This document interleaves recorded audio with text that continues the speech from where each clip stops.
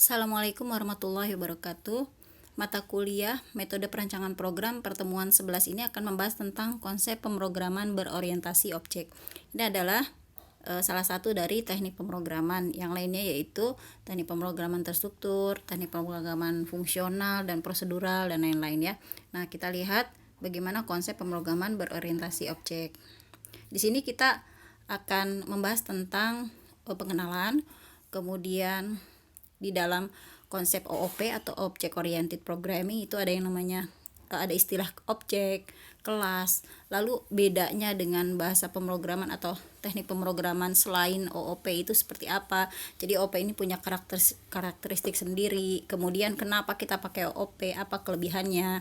Nah, nanti kita akan bandingkan perbedaannya antara pemrograman terstruktur dan pemrograman berorientasi objek.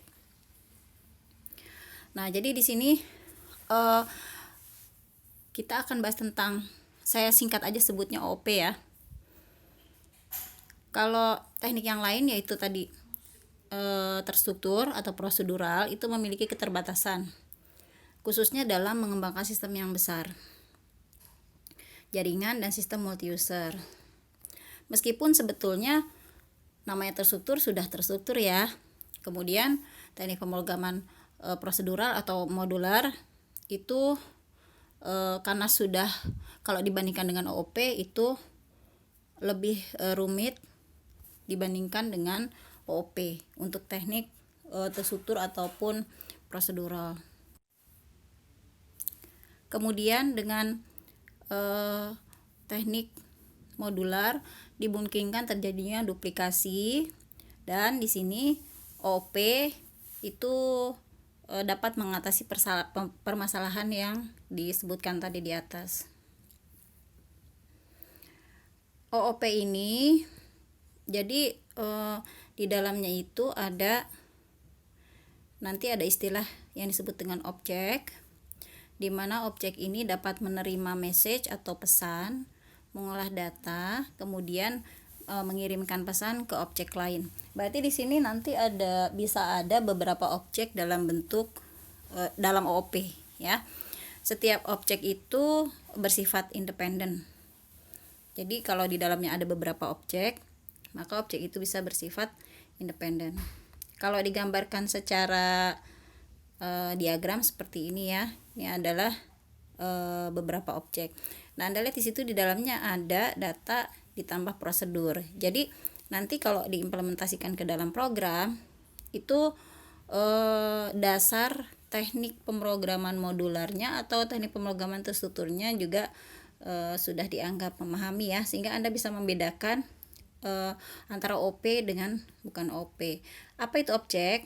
Objek adalah representasi sebuah entitas yang memiliki makna tertentu yang menjadi perhatian si pemandang. Objek adalah bisa berupa subjek, benda, abstrak maupun konkret. Ya, seperti misalkan manusia, bunga, hewan, mobil, meja, kursi, kemudian bagian gudang, misalkan departemen apa gitu misalkan ya. Nah, setiap sistem terdiri dari objek-objek. Jadi biasanya objek-objek itu adalah bagian dari sistem-sistem. Evaluasi dan pengembangan sistem disebabkan oleh interaksi antara objek-objek di dalam atau di luar sistem. Nah, biasanya kalau di dalam sebuah sistem itu terdapat beberapa objek, objek-objek itu adalah objek-objek yang berkaitan di dalam sistem yang kita bahas. Lalu di dalam OP kita juga mengenal istilah kelas. Kelas itu adalah template untuk membuat objek. Merupakan prototipe yang mendefinisikan variabel-variabel dan metode-metode secara umum. Jadi di dalam OOP nanti ada yang namanya istilah kelas. Di dalam kelas itu ada yang disebut dengan variabel dan metode. Nah, lalu kaitannya dengan objek itu apa? Jadi kenapa disebut sebagai kelas? Karena memang analoginya sama seperti kelas real, yaitu sebuah ruang. Di dalamnya kan bisa ada banyak objek. Nah, objek-objek yang terdapat di dalam sebuah kelas yaitu objek-objek yang memang memiliki karakteristik sehingga bisa dimasukkan ke kelas itu gitu. Nah, istilah lain dari objek ini adalah instan ya, dan pembentukan objek disebut dengan instansiasi atau instantiation. Nah, ini ilustrasi sebuah kelas yang dianggap sebagai sebuah template. Kemudian instance adalah produk dari sebuah template. Nah, ini contoh sebuah kelas. Jadi dalam hal lain kelas juga bisa kita anggap sebagai sebuah konteks pembicaraan. Jadi di sini misalkan kalau kita konteks pembicaranya adalah bank, maka apa sih yang ada dalam sebuah bank, seperti misalkan rekening bank Udin, di situ rekening bank Ali, rekening bank Susi, dan seterusnya.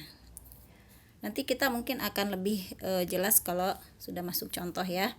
Nah, ini misalkan contoh lain lagi nih, kelas mobil. Nah, berarti konteks pembicaraan kita adalah mobil kita, ruang lingkup pembicaraan. Jadi kelas itu bisa dianggap sebagai ruang lingkup pembicaraan kita. Kalau kita bicara tentang mobil nih, lalu ada objek, kita sebut saja dua buah objek, yaitu objek mobil B7471UL dan B8510OK, misalkan 0K, maaf. Nah, yang namanya mobil, kenapa dua mobil ini masuk ke kelas mobil? Dua objek ini maksud saya masuk ke kelas mobil karena mereka punya properti yang menjadi karakteristik dari kelas mobil. Memangnya kalau mobil karakteristiknya apa? Biasanya mobil itu punya warna, tahun, manufaktur, kecepatan. Nah, karena kedua objek ini mempunyai 4 hal itu, maka dia masuk kelas mobil. Nah, kemudian ini kan ada dua objek yang berbeda, maka pastinya dia bisa punya warna yang berbeda, bisa punya tahun yang berbeda, bisa punya manufaktur yang berbeda, bisa punya kecepatan yang berbeda, ya. Nah, terus karena kedua objek ini, yaitu dua mobil dengan masing-masing nomor plat, dibedakan oleh masing-masing nomor plat, itu adalah dua objek yang berbeda, tetapi mereka masuk ke kelas yang sama. Berarti selain punya properti yang sama, mereka juga punya perilaku yang sama atau metode yang sama. Istilah lain dari metode adalah perilaku, behavior, atau function, yaitu bahwa dua objek ini bisa memiliki akselerasi, bisa berhenti, bisa direm, bisa belok, ya. Nah, perhatikan antara warna, tahun, manufaktur, dan kecepatan itu adalah bukan apa yang bisa dilakukan oleh mobil, tapi fitur atau properti atau item atau karakteristik. Sedangkan akselerasi, stop, brake, turn itu bukan sifat tapi perilaku. Jadi apa yang bisa dilakukan dengan objek. Mudah-mudahan di sini bisa membedakan ya antara variabel dan metode, atau istilah lain dari variabel adalah properti, istilah lain dari metode adalah fungsi atau behavior atau perilaku. Nah, kalau di dalam UML mereka digambarkan dengan kelas diagram. Sebuah kelas diagram itu salah satu notasinya adalah dengan persegi panjang yang dibagi menjadi 3 area. Yang paling atas adalah nama kelas, yang tengah adalah properti, yang bawah adalah untuk behavior atau metode. Nah, di situ kita tinggal tuliskan aja. Di situ ada contoh bagaimana tadi yang contoh di atas kelas mobil itu diimplementasikan ke dalam diagram kelas ya. Kemudian di sini ada karakteristik objek, contohnya di sini ya. Tadi sudah dijelaskan ya. Jadi saya rasa ini tidak perlu dijelaskan lagi. Nah, apa itu atribut? Atribut adalah data yang membedakan antara objek satu dengan yang lain. Jadi kalau misalkan tadi kan ada dua objek, mereka masuk kelas yang sama tapi punya nilai atribut yang berbeda. Kayak tadi mobil yang satu tahun 2008, yang satu tahun 2009. Nah, itu maksudnya dikatakan membedakan satu dengan yang lain. Jadi dibedakan oleh atributnya. Kemudian misalkan yang satu warnanya biru, yang satu warnanya merah, tapi persamaan mereka adalah mereka sama-sama memiliki warna gitu. Mereka sama-sama memiliki tahun. Nah, dalam kelas atribut juga disebut sebagai variabel atau properti. Nah, instan variabel adalah atribut untuk setiap objek dari kelas yang sama. Di kelas yang sama tadi dua objek itu masuk kelas yang sama. Kalau saya masukkan misalkan Yamaha RX King, nah itu kan sebuah instan sebetulnya atau variabel atau objek, tapi dia tidak bisa masuk kelas ini. Kenapa? Karena dia tidak memiliki karakteristik yang sama seperti dia tidak punya misalkan roda yang jumlahnya sama gitu ya. Nah, tapi kalau misalkan mahasiswa bilang, tapi kan dia juga kendaraan. Nah, perhatikan tadi kelas yang kita bicarakan bukan kendaraan, tapi kelas mobil. Ya, jadi makanya bisa dibilang tadi kelas itu adalah konteks pembicaraan. Kalau misalkan kelasnya kita ganti, kelas bukan kelas mobil tapi kelas kendaraan, maka Yamaha RX King misalkan bisa kita masukkan ke dalam kelas kendaraan. Kemudian kelas variabel adalah atribut untuk semua objek yang dibuat dari kelas yang sama ya. Semua objek mempunyai nilai atribut yang sama. Kemudian semua objek dari kelas yang sama mempunyai hanya satu nilai variabel yang sama. Maksudnya gini, tadi sudah saya sebutkan di atas bahwa kenapa kedua objek mobil tadi masuk kelas yang sama, karena mereka punya atribut yang sama, tapi nilai itu ada kesalahan ya, seharusnya mempunyai nilai atribut yang berbeda tapi atributnya sama. Maksudnya sama-sama punya warna, sama-sama manufaktur, sama-sama ada tahun pembuatan, tapi tahunnya beda. Tahunnya bisa beda, warnanya bisa beda, karena bisa juga sama sih ya, bisa juga sama, bisa aja dua mobil punya warna yang sama, tahun produksi yang sama gitu. Kemudian tingkah laku atau behavior, yaitu hal-hal yang bisa dilakukan oleh objek dari suatu kelas.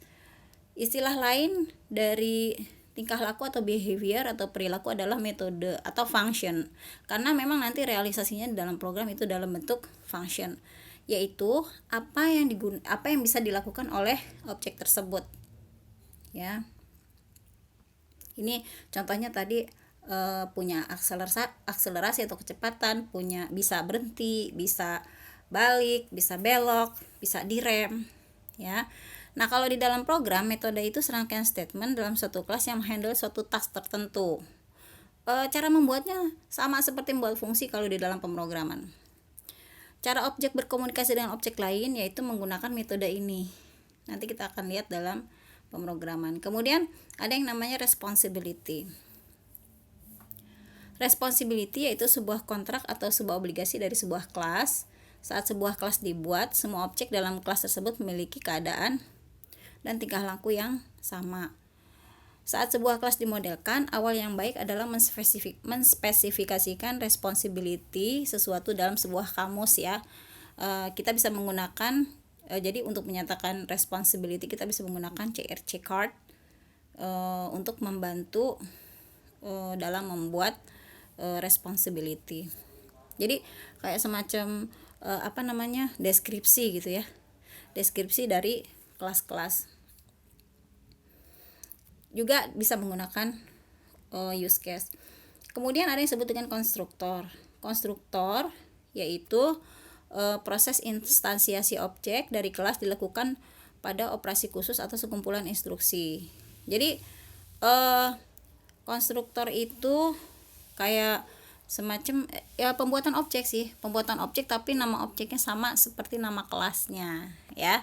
Nanti akan saya berikan contohnya dalam bentuk pemrograman, tapi mungkin karena ini semester 2, kalau semester 2 mungkin baru belajar C++ ya. Nanti kita bisa buat dalam C++ atau bisa juga kita realisasikan dalam program menggunakan PHP, bisa juga dengan Java.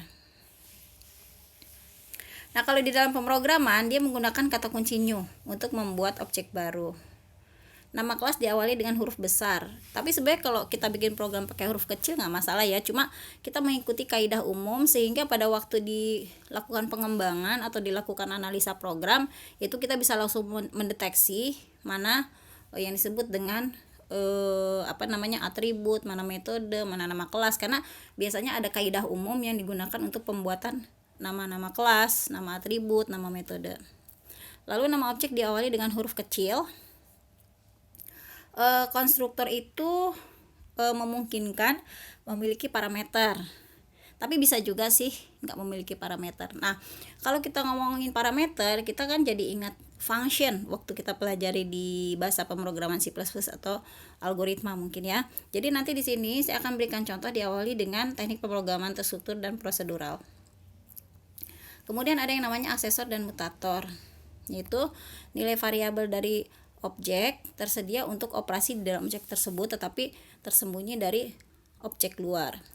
Nah, aksesor ini adalah nama operasi yang mengakses nilai. Nama aksesor dimulai dengan kata get, nama mutator diawali dengan kata set. Jadi gini singkatnya ya, kalau dalam pemrograman biasanya kalau kita mau bikin aksesor itu awalilah dengan kata get dan mutator awalnya dengan kata set.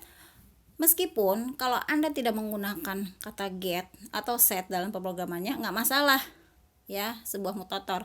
Hanya saja sama seperti tadi yang saya sebutkan di atas, bahwa dengan menggunakan kata get atau set di dalam pemrogramannya itu akan memudahkan kita mengidentifikasi ini adalah aksesor, ini adalah mutator, gitu aja ya. Dan dalam pemrograman disarankan menggunakan kaidah-kaidah umum karena nanti akan mempermudah pada waktu pengembangan atau melakukan maintenance terhadap sebuah program.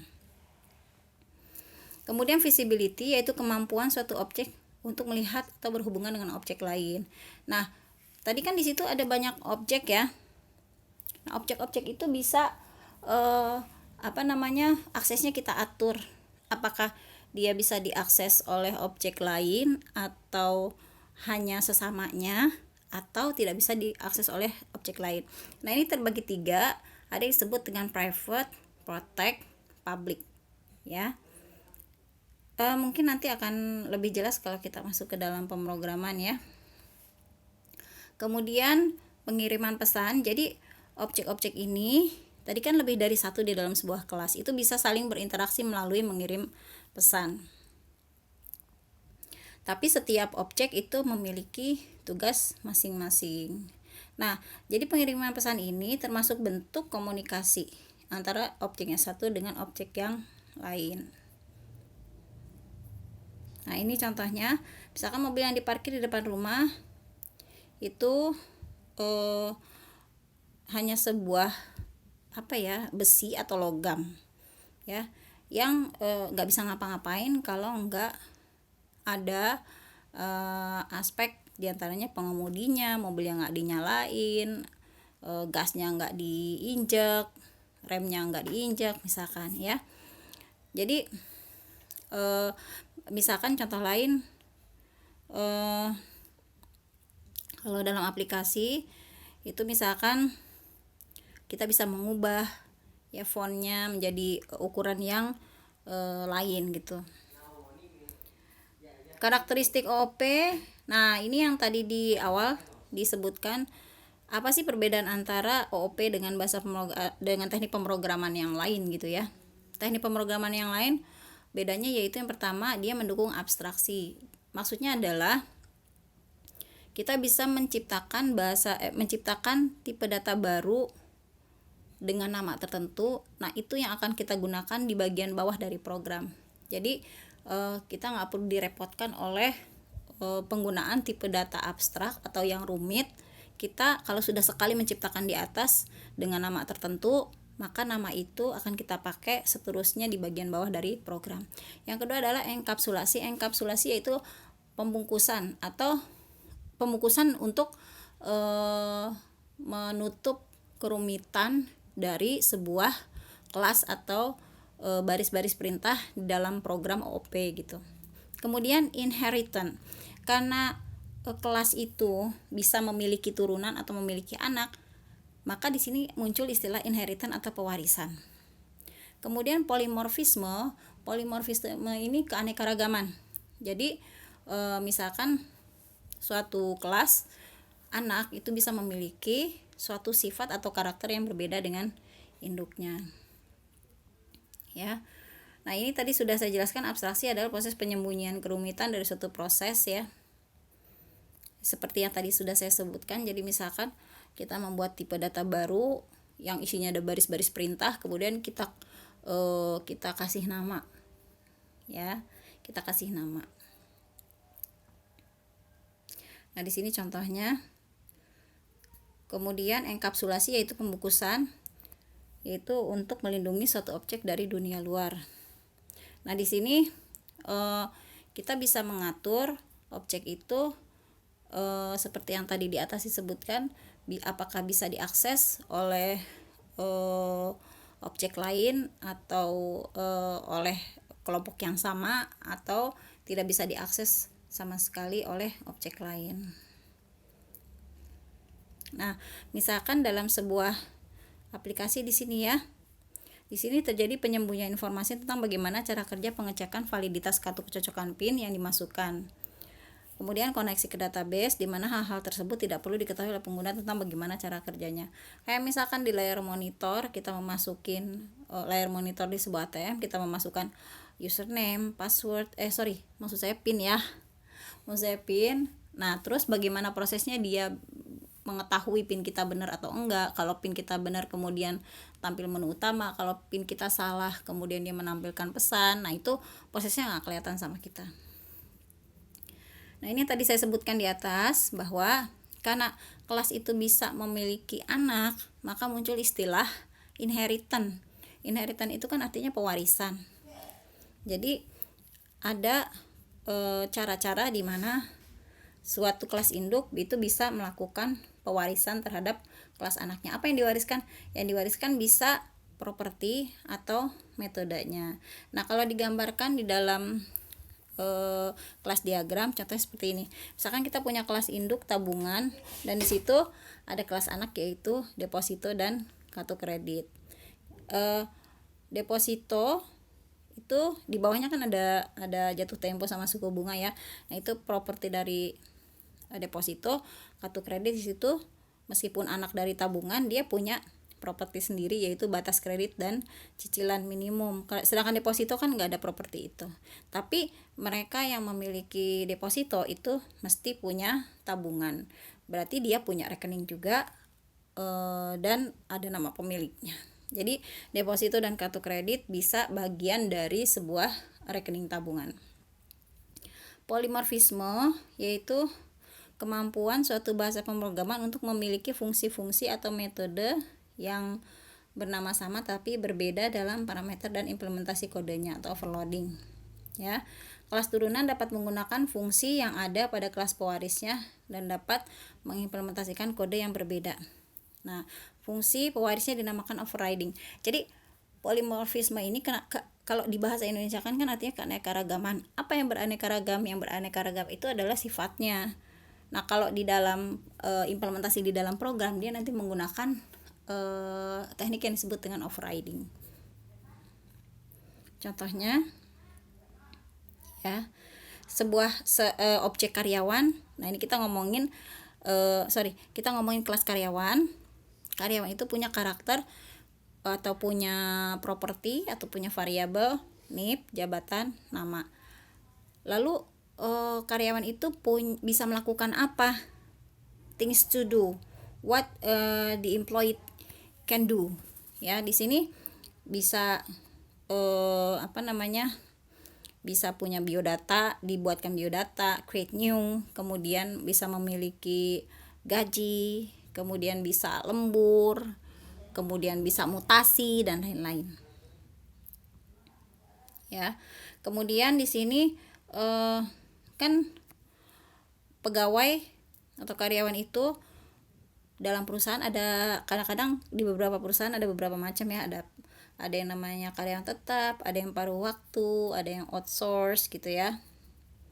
Kemudian ini contoh polimorfisme. Ini kalau di dalam pemrograman ya, keadaan pemrograman. Jadi polimorfisme itu adalah keanekaragaman sifat. Kemudian di sini ada tahapan perancangan pemrograman berorientasi objek. Kalau misalkan kita mau bikin program dengan konsep OOP, yang pertama adalah kita harus identifikasi dulu kelasnya apa, atributnya apa, responsibilitasnya apa, ya. Kemudian operasinya apa. Kemudian membuat hubungan antar objek dan kelas, lalu kita buat algoritmanya, lalu kita uji. Kelebihannya untuk OOP ini adalah menyediakan struktur modular yang jelas untuk program. Ya. Kemudian yang kedua adalah mempermudah dalam pemeliharaan dan modifikasi. Lalu yang ketiga menyediakan framework untuk library code. Kemudian resiko kesalahan kecil. Kenapa bisa kecil? karena dia menggunakan framework dan library code di mana komponen software yang tersedia bisa mudah diadaptasi dan dimodifikasi oleh programmer. Waktu debuggingnya juga lebih singkat karena setiap objek tidak perlu di debug setiap kali digunakan ya. Ini perbedaannya antara pemrograman terstruktur dengan OOP ya.